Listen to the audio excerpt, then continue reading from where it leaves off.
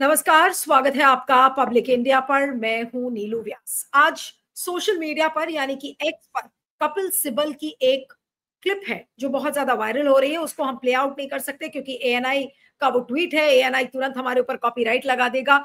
तो कपिल सिब्बल ने एएनआई से बातचीत में ये कहा है कि मैंने लापता लेडीज के बारे में तो सुना था, लेकिन लापता उपराष्ट्रपति के बारे में पहली बार सुन रहा हूं। जी हाँ, वो बात कर रहे थे उपराष्ट्रपति जगदीप धनखड़ की, और उन्होंने कहा कि मॉनसून सत्र शुरू हुआ था और उसके शुरू होने के ठीक अगले दिन उन्होंने इस्तीफा दे दिया था, और आज 9 अगस्त हो गई है और उपराष्ट्रपति जगदीप धनखड़ का कोई अता पता नहीं है। उन्होंने ये भी कहा कि उनके ऑफिशियल रेजिडेंस पर मैंने कई बार फोन करने की कोशिश की, तो कभी उनका कोई व्यक्ति उठाता है, कभी कुछ उठाता है, और शायद ये पता चला कि वो अपने ऑफिशियल रेजिडेंस में नहीं है। जो उनका आधिकारिक बंगला है वो वहां नहीं है, और इसलिए आज प्रेस को बुलाकर कपिल सिब्बल ने ये बात कही कि भाई विपक्ष को उनकी सुरक्षा करनी चाहिए, विपक्ष को उनके साथ खड़ा होना चाहिए। और साथ में उन्होंने ये भी कहा कि अमित शाह को ये बताना चाहिए कि आखिर हमारे उपराष्ट्रपति कहाँ हैं। और साथ में उन्होंने ये भी चिंता जताई कि उनकी तबीयत ठीक नहीं थी और आधिकारिक रूप से यही कहा गया था कि उनकी तबीयत ठीक नहीं है, इसलिए वो रिजाइन कर रहे हैं। तो उन्होंने कहा कि हम सब उनको जाकर मिलना चाहते हैं, मैं उनको जाकर मिलना चाहता हूं। उन्होंने अपनी पर्सनल फ्रेंडशिप का हवाला दिया कि मेरे साथ तो उन्होंने बहुत सारे केसेस किए थे, हमने बहुत सारे केसेस साथ में आर्ग्यू किए, और मैं उनको जाकर मिलना चाह रहा हूं, तो कृपया करके हमें बताएं कि उपराष्ट्रपति जगदीप धनखड़ कहाँ है। साथ में उन्होंने ये भी कहा कि अमित शाह जो गृह मंत्री हैं वो तो बांग्लादेशियों को ढूंढ ढूंढ कर निकालते हैं, तो ये तो हमारे उपराष्ट्रपति हैं, कम से कम एक बयान दे दे कि जगदीप धनखड़ साहब कहाँ हैं। तो सवाल ये उठता है कि ये बात तो कपिल सिब्बल ने सही कही कि जब से इस्तीफा हुआ है किसी को नहीं पता है आखिर उनके घर वालों की तरफ से। ये भी कपिल सिब्बल ने कहा कि उनके घर वालों की तरफ से भी कोई ऐसा बयान नहीं है, किसी को नहीं पता है कि जगदीप धनखड़ कहाँ है। अब क्या ये एक चिंता का विषय नहीं है? क्या इतने बड़े इस्तीफे के बाद सबको भूल जाना चाहिए कि जगदीप धनखड़ कहाँ है? और इतनी सारी बीच में घटनाएं हो गई, जगदीप धनखड़ साहब के इस्तीफे की खबर भी कवर अप हो गई क्योंकि इतना सारा कुछ हो गया इस बीच में। तो सवाल ये उठता है कि आज एक बार फिर से कपिल सिब्बल ने ये याद दिलाने की कोशिश की है कि भाई एक बड़ा तबका है जो उपराष्ट्रपति धनखड़ से मिलकर बात करना चाह रहा है। लेकिन मेरा एक शक और होता है, जो कपिल सिब्बल ने बात कही उन्हीं के बातों से मैं एक चिंता यहाँ पर, चिंता वाला एक सवाल खड़ा करना चाह रही हूं कि क्या जगदीप धनखड़ साहब सुरक्षित हैं? क्या उनके ऊपर कोई हमला तो नहीं हो गया है? उनको किडनैप तो नहीं कर लिया गया है? उनको हाईजैक तो नहीं कर लिया गया है? क्योंकि हो सकता है, और ये अटकलें हम केवल यहाँ सवाल खड़े कर रहे हैं, क्योंकि जिस आनन फानन में उन्होंने इस्तीफा दिया, कोई बहुत बड़ा राज उनके पास था। कहीं ऐसा तो नहीं कि उस राज को छुपाने की वजह से उनको गायब कर दिया गया हो? ये भी एक सवाल आज मैं इस प्लेटफॉर्म के जरिए खड़ा कर रही हूँ। हमारे साथ इस समय बातचीत करने के लिए चौधरी पुष्पेंद्र सिंह जी हैं, जो कि बड़े किसान नेता हैं और जाट आंदोलनों वगैरह से जुड़े हुए हैं। और चौधरी जी, आपका बहुत बहुत स्वागत है, thank you so much for joining. और आज कपिल सिब्बल ने एक चिंता जताई है कि कहाँ है जगदीप धनखड़ साहब। वो चिंता कितनी वाजिब है, क्योंकि उन्होंने ये कहा कि भाई कहाँ है, वो अपने आधिकारिक बंगले में नहीं है, वो गायब है, वो लापता है, उन्होंने ये कहा है। जी देखिए नीलू जी, ये चिंता जो कपिल सिब्बल की है, ये चिंता सारे देश के जो किसान वर्ग हैं और विशेषकर जिस जाति से वो आते हैं और तमाम जो नागरिक हैं इस देश के, ये देख रहे हैं कि सब दूसरे नंबर का जो पद पे राष्ट्रीय जो है पद है, उपराष्ट्रपति का संवैधानिक पद है, उस पर बैठा हुआ व्यक्ति 3 हफ्ते पहले इस्तीफा देता है। उसके बाद उसका इस्तीफा आनन फानन में स्वीकार भी हो जाता है, और कोई उसका पहले तो जो है एक फेयरवेल की जो एक ट्रेंड था, प्रोटोकॉल था, वो नहीं होता है, और वो अचानक गायब हो जाता है, अंडरग्राउंड चला जाता है, या उसको गायब कर दिया जाता है, या उसके मुंह पर कुछ ऐसी जो है प्रतिबंध लगा दिया जाता है कि भाई आपको बाहर नहीं निकलना है। तो ये बहुत ही चिंता का विषय है। 3 हफ्ते हो गए, कई बार हम लोगों ने भी प्रयास किया, अपने लोगों को वहां भेजा कि भाई जरा पता करके आओ कि जो है जो धनखड़ साहब मिल रहे हैं कि नहीं मिल रहे हैं, तो गेट पर से ही उन लोगों को वापस कर दिया गया। इवन टिकैत साहब ने भी, जो राकेश टिकैत जी ने, उन्होंने प्रयास किया था, कई लोगों ने उनके फोन जो है करके प्रयास किया, लेकिन किसी का उनसे संपर्क नहीं हो पा रहा है। तो ये चिंता का बहुत बड़ा विषय है, और जिस तो प्रकार से अगर उन्होंने संपर्क नहीं हो पा रहा है पुष्पेंद्र जी, तो अगर संपर्क नहीं हो पा रहा है, जैसा आपने भी कहा कि हमने मिलने की कोशिश की लेकिन गेट से कोई ऐसा कन्विंसिंग जवाब नहीं मिलता है। और जो कपिल सिब्बल साहब कह रहे हैं कि वो अपने आधिकारिक बंगले में नहीं है, तो क्या उनको रात के अंधेरे में कहीं पर निकाल कर बाहर कर दिया गया है, उनको कहीं पहुंचा दिया गया है, कोई एक सेफ हेवन में है वो, या फिर उनको भगवान न करे कभी ऐसा हो, लेकिन क्या उनके ऊपर कोई उनकी ऊपर जान का खतरा है? ये सारे बड़े सवाल है इस समय।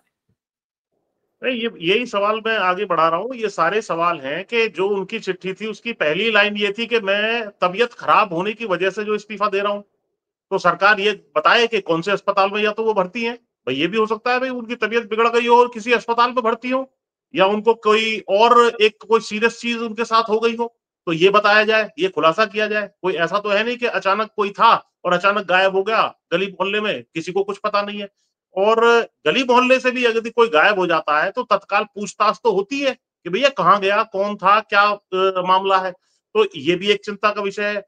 और नहीं, और अगर लापता, खो गए हैं, ऐसा तो हो नहीं सकता कि वो खो गए होंगे या घर से अचानक से निकल के वो कहीं गुमशुदा हो गए। अगर ऐसा कुछ हुआ है तो गुमशुदा की कंप्लेंट लिखवाई जाए। ये तो मतलब बड़ा अजीब सा बात है कि 3 हफ्ते बीत गए। और सही सवाल आज कपिल सिब्बल ने रेज किया, मैं उनके हर शब्द से मैं इत्तेफाक रखती हूँ कि आखिर 3 हफ्ते हो गए हैं और हम क्या बिल्कुल भूल ही जाएंगे कि जिस माहौल में उनका इस्तीफा हुआ और वो अचानक से गायब हो गए। देखिए इसको, मुझे ये लग रहा है कि इसमें कहीं ना कहीं उपराष्ट्रपति चुनाव जो होने वाला है उसका भी एक एंगल हो सकता है कि उपराष्ट्रपति ओके। सेलेक्ट होने से नया, उससे पहले ही ये कोई नया बड़ा बड़ा भंडा फोड़ ना कर दे, इससे हमारी कुर्सी ना हिल जाए। ये चिंता में भी जो है, इस चिंता के कारण भी हो सकता है इनके मुंह पे ऐसी पट्टी बांध दी गई हो या इनका घेराव इस तरीके से कर लिया गया हो कि ये बाहर निकल के अपना बयान ना दे पाए, या इनके टेलीफोन का एक्सेस इनको ना दिया जाए। ऑफिस का एक्सेस जिस तरीके से पहले कहा भी गया था कि वो हटा दिया गया था, उसी वक्त इनको मतलब बाहर कर दिया गया था कि साहब ये वहां ना जा पाए ऑफिस में। तो ये बड़ी चिंता का विषय है। यहाँ लोकतंत्र चल रहा है या किसी किस्म का तानाशाही और गुंडा तंत्र चल रहा है कि अचानक कोई भी व्यक्ति गायब हो जाता है, उसका कुछ अता पता ही नहीं है। उपराष्ट्रपति पद पर बैठा हुआ व्यक्ति गायब हो जाता है और देश की जनता प्रेस प्रेस क्यों नहीं गई भाई? ये गोदी मीडिया कूद कूद करके हर चीज का न्यूज बनाते हैं। उनके गेट पर जाकर के पूछे, वहां पर जाकर के उनका गेट मैंने किसी भी टीवी चैनल या उस पर देखा ही नहीं है कि भाई इस गेट में रहते थे, यहाँ से कहाँ चले गए, उनकी गाड़ियां कहाँ हैं, उनके बाकी उनकी पत्नी कहाँ है, उनके क्या बयानात हैं। कल भी हम लोग जो सतपाल मलिक जी पूर्व गवर्नर साहब हैं, उनकी प्रार्थना सभा में लोधी रोड पर थे, वहां पर भी इस चीज का जिक्र हो रहा था। आपस में लोग चर्चा कर रहे थे कि भाई शायद धनखड़ साहब इस कार्यक्रम में आएंगे, लेकिन उस कार्यक्रम में भी वो नहीं पहुंचे। तो हमें बहुत ज्यादा शक हो रहा है और डर भी लग रहा है कि भैया आशंका है हमें कि कहीं किसी किस्म की अनहोनी उनके साथ ना हो जाए, बाद में पता चले कि भैया ये तो ये ऐसा हो गया था, हमें तो पता ही नहीं चला। और यहाँ से आगे बढ़ के मैं तो ये कहूंगा कि कहीं ऐसा ना हो कि कपिल सिब्बल जैसे लोगों को एक हेबियस कॉर्पस की पिटीशन दाखिल ना करनी पड़ जाए कि भैया इनको जो बताओ ये आदमी गायब कहाँ हो गया। तो ये जो है ये लोकतंत्र के लिए ठीक चीजें नहीं हो रही हैं। तमाम चीजें जिस तरीके से अटैक इनके ऊपर किए गए और इनको जो है दरकिनार किया गया, फेयरवेल नहीं दिया गया, किसी किस्म की स्पीच इन्होंने नहीं दी। और जब विपक्ष के लोग भी चाहते थे कि भाई एक ऐसा गेट टुगेदर हो जाए, उसमें भी ये नहीं आए या उनसे संपर्क ही नहीं हो पाया, वहां तक न्योता ही नहीं पहुंच पाया। तो ये बहुत ही गंभीर और चिंता का विषय है लोकतंत्र के लिए कि इतने बड़े पद पे बैठा हुआ व्यक्ति इस्तीफे के बाद एकदम जैसे मतलब बिल्कुल गायब हो जाता है, अंडरग्राउंड हो जाता है। ये चीज ठीक नहीं हो रही है। और उसका प्रेस का एक्सेस है कि नहीं है, वो संपर्क कर पा, कुछ लोगों ने जाट महासभा के जो लोग हैं राजस्थान से हमारे संपर्क में रहते हैं, उन्होंने बताया, उन्होंने भी कोशिश की कि भाई हम 100-200 लोग आकर के मिलना चाहते हैं। तो उनको भी टकासा जवाब किसी व्यक्ति ने दे दिया। अब किसने दिया किसने नहीं दिया, वो व्यक्ति जगदीप धनखड़ का व्यक्ति है, उनकी मर्जी से जवाब दे रहा है, या अमित शाह के द्वारा अपॉइंटेड वहां पर कोई आदमी है जो फोन उठा रहा है। तो कुछ पता नहीं लग पा रहा है कि क्या चीज हो रही है। और कल इस चीज की चर्चा सतपाल मलिक जी के उसमें भी जोर शोर से थी कि भाई भाई यहाँ आएंगे तो क्या बोलेंगे, या आगे प्रेस कॉन्फ्रेंस वो करेंगे तो क्या कहेंगे। तो ये सारी चीजें जो है संशय का विषय बनी हुई है। जी नहीं, लेकिन ये जो बात आपने कही कि कल जब सत्यपाल मलिक सर का जब अंत्येष्टि हो रही थी तो उस समय लोग एक्सपेक्ट कर रहे थे कि धनखड़ साहब आएंगे। और ये बड़ा वाजिब था क्योंकि आप जो जाटों की जो कम्युनिटी है और उसमें सत्यपाल मलिक के अंत्येष्टि में वो ना पहुंचे, ये भी बड़ा अजूबा सा था। लेकिन इससे आपके आपके मन में इस समय डाउट क्या आ रहे हैं सर? आप तो एक किसान नेता हैं और आप किसानों के बीच में जिस तरीके की बातचीत हो रही है, जब से धनखड़ साहब का इस्तीफा हुआ है, आपके मन में क्या डाउट्स हैं? भगवान ना करे उनकी जान को कुछ खतरा हो, लेकिन क्या आज हमें उस एंगल पे नहीं सोचना चाहिए कि कहीं उनको किसी ने मार तो नहीं दिया, उनको किसी ने छुपा तो नहीं दिया, वो कहीं अगवा तो नहीं हो गए हैं? आज कपिल सिब्बल के इस बयान के बाद बहुत सारे ख्याल इस समय मन में आ रहे हैं। निश्चित रूप से ये ख्याल है हमारे मन पे भी। हालांकि उपराष्ट्रपति के रूप में उनका रोल बहुत बढ़िया लोकतंत्र के हिसाब से नहीं रहा, ये बात बिल्कुल ठीक है, लेकिन चलो जैसा भी रहा। और दूसरा, ये सतपाल मलिक जी तो भाजपा के ही थे और ये भी भाजपा के अपॉइंटेड थे, उपराष्ट्रपति जो बने धनखड़ जी। तो कम से कम अब पद पे वो है नहीं, आगे किसी पद को मिलने की उनकी कोई संभावना नहीं है। ना तो उनका चुप रहना कुछ जो है लॉजिकल या जस्टिफाइड दिखाई पड़ रहा है, ना लोगों से मिलना जस्टिफाइड दिखाई दे रहा है, ना ही राज्यपाल जैसे बड़े पद पर रहे सतपाल मलिक जी के जो है ना तो वो डेथ पे आए, जब उनकी डेथ हुई आरएमएल हॉस्पिटल में उनकी बॉडी थी, वहां पर वो आए। उसके बाद उनकी का अंतिम संस्कार जो हुआ यहाँ लोधी क्रेमेटोरियम में, वहां पर भी वो नहीं थे। उसके अलावा कल प्रार्थना सभा जो थी उसमें भी वो नहीं थे। तो इससे बड़ा संशय जो है जाट बिरादरी में, किसान बिरादरी में पैदा हो गया है कि कहीं उनके साथ किसी किस्म की अनहोनी ना हो गई हो, जिसके लिए जिसके जो इनका पैटर्न मोडस ऑपरेंडी रहा है।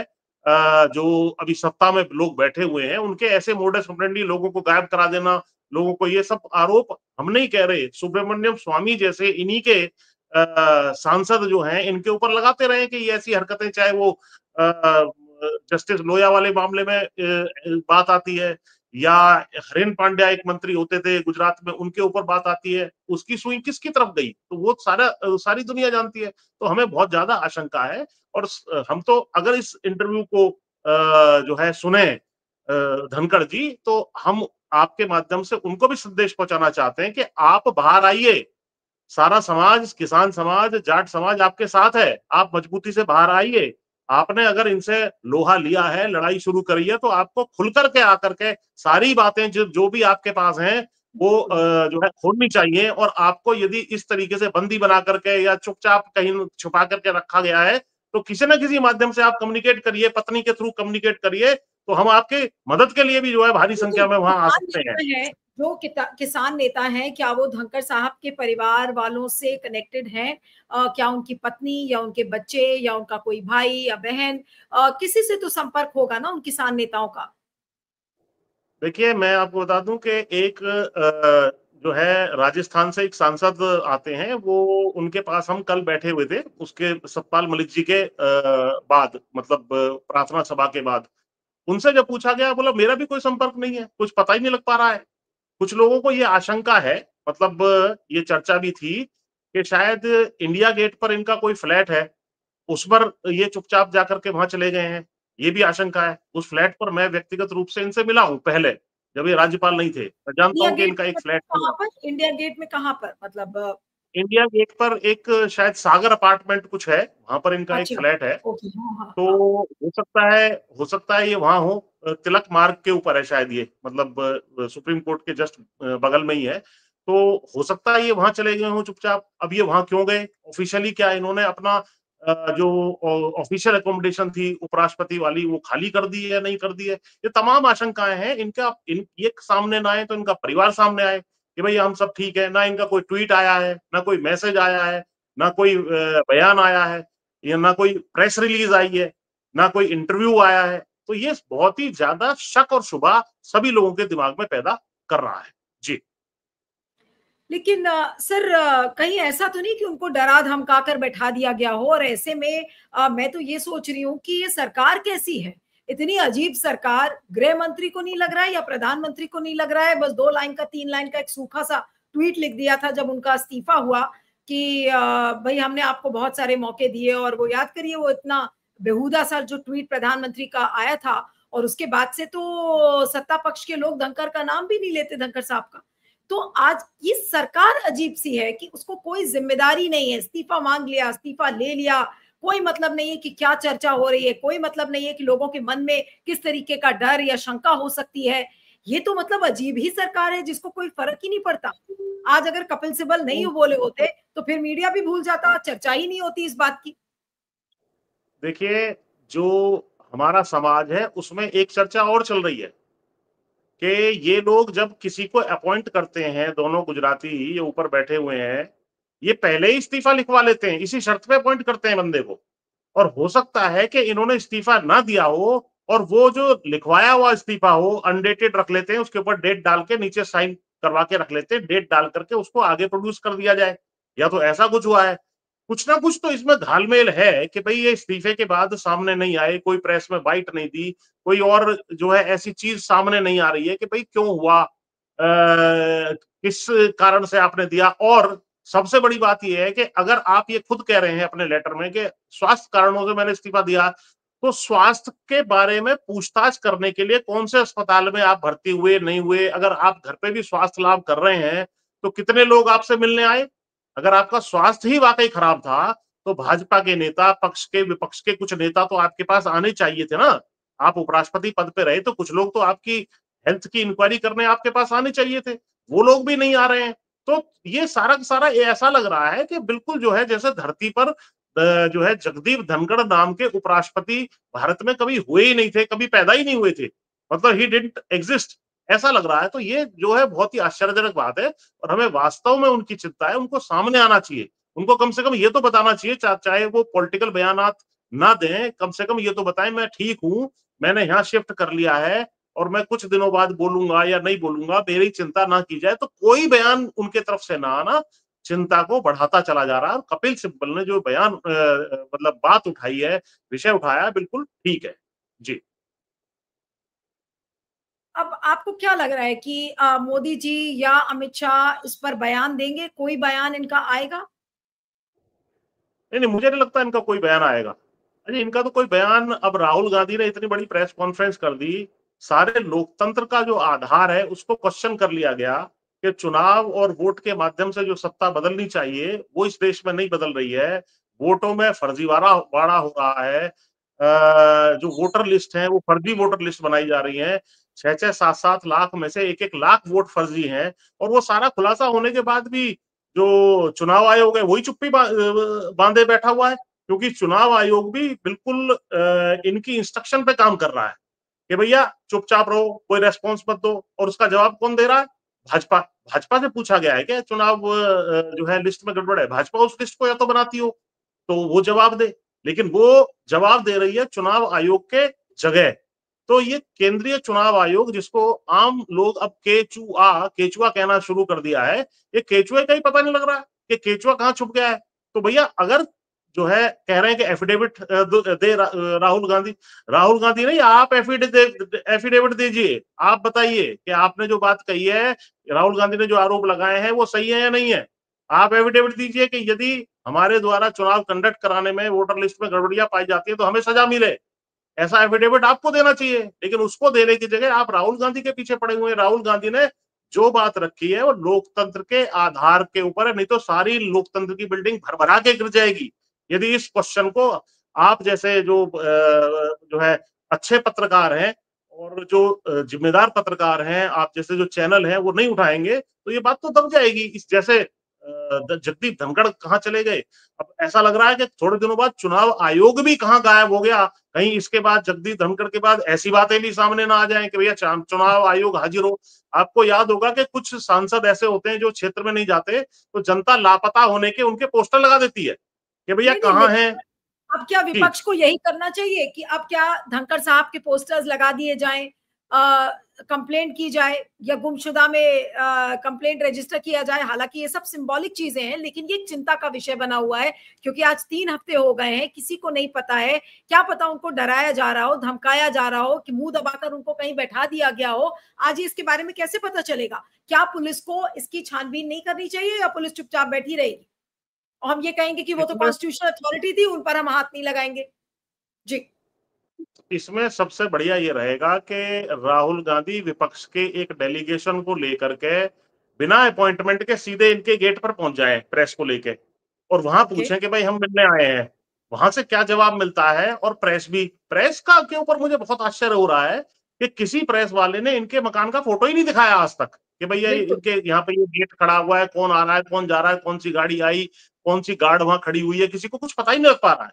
तो ये बड़े चिंता का विषय है, और विपक्ष को भी इनसे मिलने तो जा ही सकता है आदमी, अपॉइंटमेंट ना भी हो, उनसे बातचीत बिल्कुल। जब नहीं हो पा रही, या तो आदमी से टेलीफोन पे बात हो गई, उसने कह दिया हो कि साहब अभी मैं नहीं मिलूंगा, तब भी नहीं थोड़ी तो क्या तसल्ली हो इनका जाती है। फ़ोन वगैरह इनका क्या फ़ोन वगैरह भी ज़ब्त कर लिया गया है? क्योंकि कपिल सिब्बल ने बोला उसमें कि भई मैंने फ़ोन किया था लैंडलाइन पर तो किसी ने उठाया लेकिन कोई बात पता नहीं चली, तो ऐसा लगता है कि वो अपने आधिकारिक बंगले में नहीं है। तो कहीं ऐसा तो नहीं कि उनका फ़ोन वगैरह भी ज़ब्त कर लिया गया हो? कोई तो माध्यम होगा जिससे वो बात कर रहे होंगे। कैसे बात कर रहे होंगे? कैसे नहीं, कम्युनिकेट वो इस समय कर ये बात आपकी ठीक है कि फोन इनका हो सकता है कि जो मोबाइल फोन हो जब्त हो गया हो, और हुँ। लैंडलाइन कोई और व्यक्ति उठा रहा हो, जिसको हाँ, वहां से ऊपर से सरकार की तरफ से बिल्कुल। इंस्ट्रक्शन आ रही हो। और जो भी हाँ, फोन वहां आता है, ऑफिशियल नंबर तो उपराष्ट्रपति के होते ही हैं, तो उस पर जो है कोई रेस्पॉन्स देने वाला इन्हीं का व्यक्ति, अमित शाह का और इनका गृह मंत्री का बैठा हो, जो बता दे भाई अभी तबीयत ठीक नहीं है, या अभी हाँ। जो है मिल नहीं रहे हैं, किसी से कुछ ना कुछ बात कह करके वो टाल रहा है चीजों को, या है या नहीं है, उस मकान में भी है या नहीं है, ये भी प्रश्न है कि क्या ऑफिशियल नहीं, रेजिडेंस कपिल के सिब्बल अंदर ने ही ये ये कहा है। कपिल सिब्बल ने ये कहा कि वो अपने आधिकारिक बंगले में तो नहीं है। तो कहाँ है ये अमित शाह हमें बताएँ। हम भी उनको जी जाके हाँ। मिल लेंगे। अच्छा, क्योंकि ये जयपुर और वहां पर भी इनके रेजिडेंस हैं, शायद हाँ, गुड़गांव में भी है, दिल्ली वाले में जो दूसरे वाले रेजिडेंस में, उसमें तो मैं खुद गया हूँ 2-3 बार, मैं खुद मिला हूँ जब ये राज्यपाल नहीं होते थे, तो क्योंकि ये अच्छे वकील भी हैं, तो वहां उनका ऑफिस भी था, और उस तरीके से वहां पे हम मुलाकात हमने की है। तो अब वो जो है वहां पर है या किसी और तीसरी जगह है, तो ये सारे देश के लिए चिंता का विषय है। और हो सकता है कि भाई अब आपके माध्यम से बात जाए तो कुछ वो भी बाहर आए, लेकिन मैं उनको पुनः कहना चाहता हूं कि आप बिल्कुल निश्चिंत हो जाइए, आपने कोई ऐसा अपराध नहीं कर दिया है कि आपको छुपना पड़े। आप सामने आइए, लोकतंत्र के लिए, संविधान के लिए आप सारी बातों को सामने रखिए। सारा समाज, सारा देश, विशेषकर किसान बिरादरी, जाट बिरादरी आपके साथ खड़ा हुआ है, तो धनखड़ साहब को चिंता करने की कोई आवश्यकता नहीं है, डरने की कोई आवश्यकता नहीं है इन लोगों से। और सामने आए, और वो तो खुद अच्छे वकील रहे हैं, पुलिस प्रोटेक्शन यदि आप उन्हें डर चाहिए या कुछ और आप चाहिए। जी। आप डर की बात कर रहे थे चौधरी जी, आपको क्या लगता है कि क्या वाक़ई में उनको डराया जा रहा है या धमकाया जा रहा है और इस वजह से ही वो चुप हैं? क्योंकि उनको देख के ऐसा तो नहीं लगता कि वो बड़े चुप रहने वाले व्यक्ति हैं। राज्यपाल के टेन्योर में भी वो बहुत बोलते थे, संसद में भी वो खूब बोलते थे और बस इस्तीफा देने के बाद से एक शब्द उनसे सुनाई नहीं पड़ा है। इसलिए और भी ज़्यादा शंका होती है कि आखिर क्या हो गया? उनको डराया जा रहा है, उनको धमकाया जा रहा है, हुआ क्या है असल में? क्या ये एक रहस्य नहीं है? देखिए, उनका जो स्वभाव है, जिस प्रकार से आपने वेस्ट बंगाल के गवर्नर के रूप में वो रहे, रोज उनके बयान आते थे, रोज ट्वीट आते थे सरकार के खिलाफ, और उन ट्वीटों को और उन बयानों को देख करके जो है मोदी शाह बड़े खुश होते थे। वहीं से उनका प्रमोशन भी हो गया।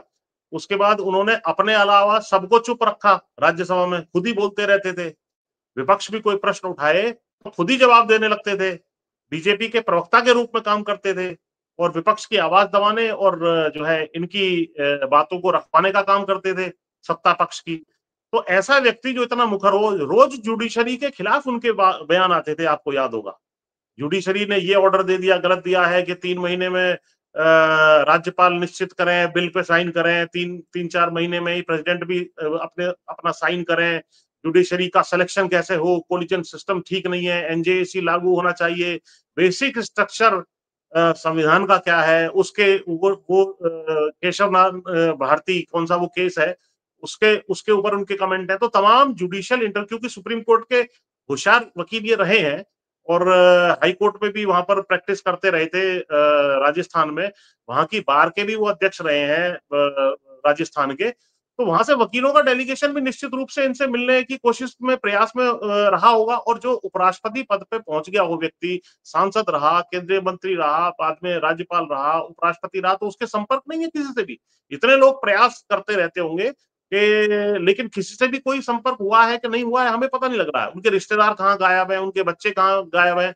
बच्चे तो शायद, जहां तक मुझे याद पड़ रहा है, शायद एक बेटी है उनकी, तो वो कहाँ है कहाँ नहीं है, या उसके माध्यम से कुछ प्रेशर डाला गया है। तो कुछ ना कुछ इसमें घालमेल और जो है शक की सुई जा रही है कि इस तरीके से आदमी कभी भी गायब नहीं होता है। ये क्यों गायब हो गए? और उपराष्ट्रपति चुनाव जो आ रहा है, क्या इनको इसीलिए चुप कराया गया कि कहीं और ज्यादा बड़ी किरकिरी ना हो?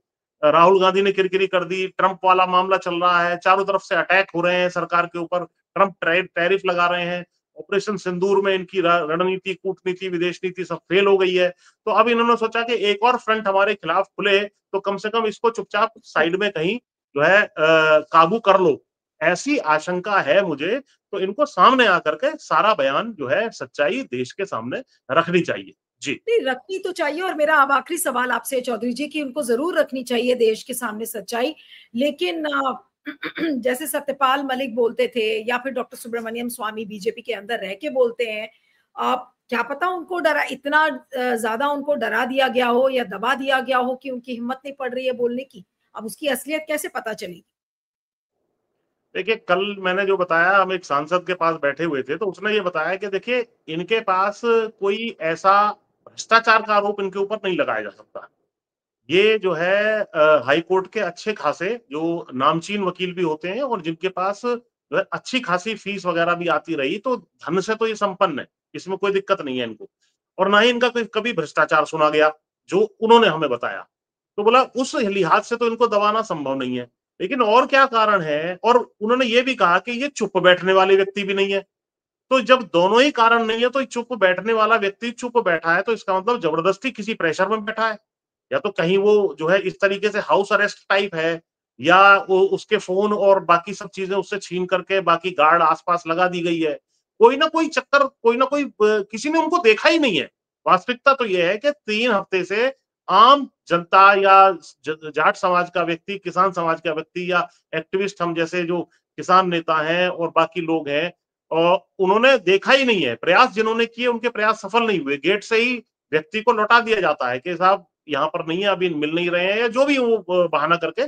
तो ये जो है बड़ी संशय की बात होती जा रही है। लोकतंत्र चल रहा है, ये कोई नॉर्थ कोरिया का वो उसका है नहीं, या जिस तरीके से जो है कोई भी व्यक्ति वहां गायब हो जाता है, चाइना में किसी व्यक्ति को गायब कर दिया जाता है, तो वो कोई बिल्कुल, तानाशाह तो चल नहीं रहा है। तो ये जवाबदेही है सरकार की कि वो सामने बिल्कुल, आके बताए कि वो ठीक है, या अगर उनकी तबीयत ठीक नहीं थी जिसकी वजह से वो तथाकथित रूप से इस्तीफा दिया, तो फला अस्पताल में भर्ती है, उसका बुलेटिन कुछ जारी किया जाए, क्या तबीयत थी खराब, क्या नहीं थी। बिल्कुल। तो ये बहुत ही हाँ, शक और जो है सुबह वाली बात देश के लिए होती जा रही है। जी, मिस्ट्री बनती जा रही है। बिल्कुल, बिल्कुल।